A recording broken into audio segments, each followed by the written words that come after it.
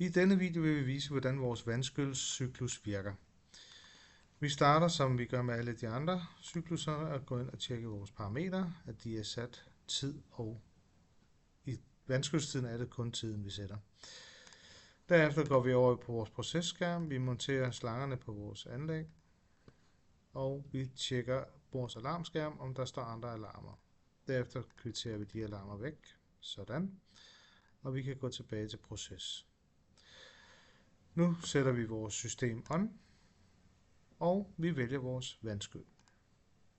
Vi kan se, at her starter vi igen med, at vores vandfyldning starter med at vandventilen, indtil vi når op i vores level switch proces, hvorefter at vi åbner ventilerne ud til cirkulering.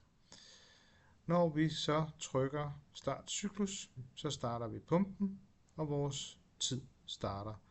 Nu vil der gå 1 minut, og så skulle processen selv slutte.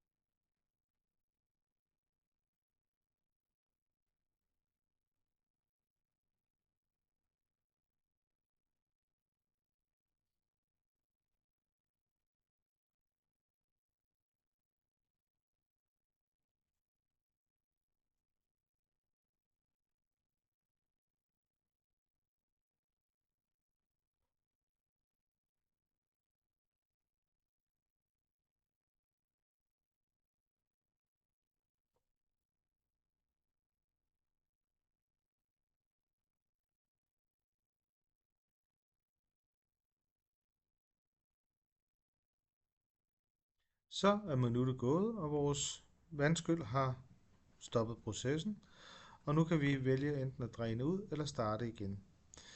For at vise, at vi også har en manuel vandpåfyldning, så kan man trykke her og holde den nede, og man vil åbne vandventilen, og man kan blive ved med at putte vand i systemet. Med mindre at vi når vores level switch høj, som også bliver indikeret heroppe. Herefter følgende vil vi ikke kunne fylde mere vand i systemet, så man kan ikke overfylde systemet. Den sidste funktion, vi har, inden vi dræner systemet, det er, at vi har også en tankluge, og hvis den er åben, vil det også forhindre yderligere proces. Nu kan vi så vælge at dræne systemet for at afslutte, og vi dræner systemet, fordi vi åbner både bundventil og drænventil, og det gør vi indtil dræn knappen er nået, og så lukker vi igen systemet, og vi kan trykke system off.